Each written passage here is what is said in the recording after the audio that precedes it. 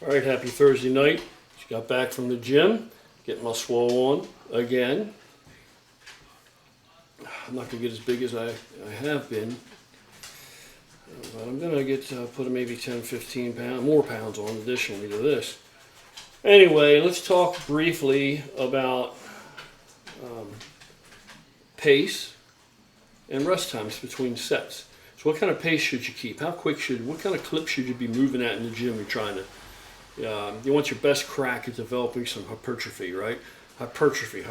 It's the thing that so many guys, probably, more than half of the dudes in the gym, average guys, they're in there, they're all trying to get some hypertrophy, and they're all hating on everybody because they're not getting the hypertrophy. They're not making the gains for a whole bunch of reasons. And of course, so the default is, it's drugs. It must be drugs. I'm like, it's not what it is, folks.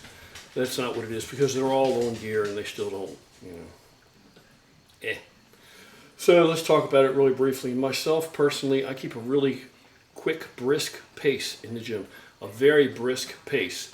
And this is also probably going to shed a little light into why guys like me, and I'm speaking certainly about me as an individual too, it definitely applies to me, but there are a lot of other guys like me. I'm not like a rare, one-off bird or something. This also kind of explains or gives you an idea why I don't need crazy amounts of cardio when I do cardio to get lean and get hard. I mean, believe me, if I turn the cardio on even a little bit, I will get really hard and really lean. So first off, pace. My pace is very brisk, very quick. I get my heart rate up. I keep it up there after like my first exercise. After that, my pace, the whole rest of the time I'm in the gym, is quick. I literally, when my heart rate recovers enough that I can perform the next set, I do it. That's how quick it is. Bang, bang, bang, bang, bang, bang. I just move like that. Now, I'm not skin and bones. Now, if I were skin and bones, I certainly wouldn't do that. You understand what I'm saying? It helps to make me harder. There's no question it does. But if you don't have the excess to burn, if you don't have the room to burn, then you don't want to train like that. If you don't, I have plenty of muscle and I have enough body fat and there's enough, going on that I can move at that kind of clip. Now, like I said, if I were skin and bones, I'm going to slow down. And I'll tell you this, when I first was initially building muscle, I was very slow. I did more of like a power building, if you have to call it something, approach. Lots of compound movements, lots of barbell work, heavy dumbbell work. And when I was doing like my first exercise for every body part, which if you know anything about me, then you know that I always preach and I've always practiced. My first exercise is always a basic compound barbell movement, and it's that which I will handle the most weight with for that entire workout. So if I'm benching and I'm doing flat barbell bench press, right, especially in my youth when I was much younger and trying to build that mass, just wanting that mass, I would rest as much as 4 minutes to 5 minutes between sets. It totally depended on how much weight I was trying to move. If I was really trying to move maximal amount of weight through that chosen rep range, if it was, I think way back when, it would have been probably between 6 and 8 reps, probably 6 or 8, somewhere in there. If I were really trying to move literally as much weight as I possibly could through that rep range, I would completely recover between sets and I would take those longer rests.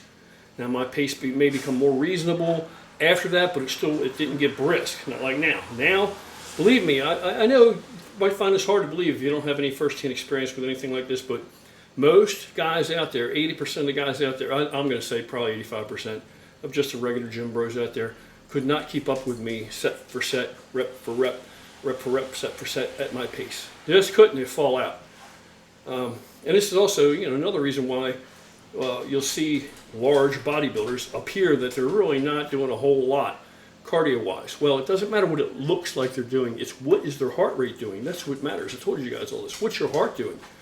It doesn't take a lot for us to get a heart rate up. If you're carrying that much muscle, no man carrying that much muscle is going to have a hard time getting his heart rate up. The thing is, if he's in good condition, he can maintain that. He can function for an extended period with his heart up at that rate.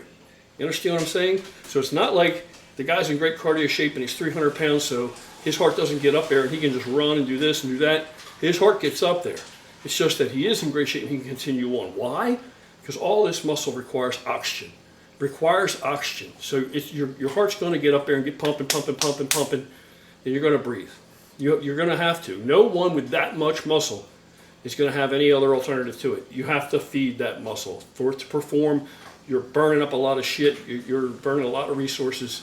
You got to continue to re-up and supply, the energy to the muscle, the blood, carrying the oxygen, so forth and so on, carrying out the waste byproducts.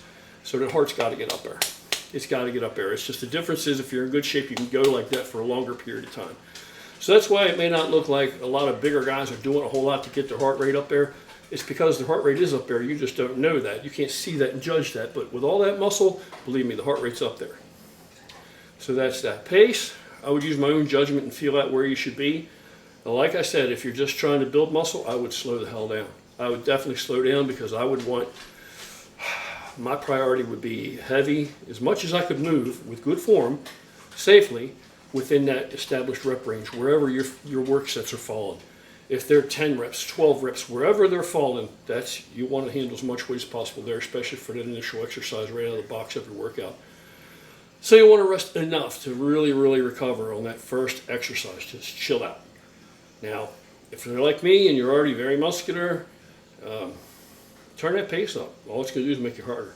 Turn that pace up and flush that shit through. So that's about it. It's best advice I give you. That's firsthand, real, honest to God, on-the-job training advice. So get out there and do some on-the-job training for yourself, and then you will get the gains. Just remember, you can't outrun your nutrition. Got to keep that nutrition going. Just like the muscle needs all the blood, needs the oxygen, needs the heart pumping and flushing through there. It's carrying out the waste products and every other thing, and re-upping with the oxygen. Yeah, well, all the material has to go in the body too. All the material has to be there, brick and mortar. Yeah. Have a good night.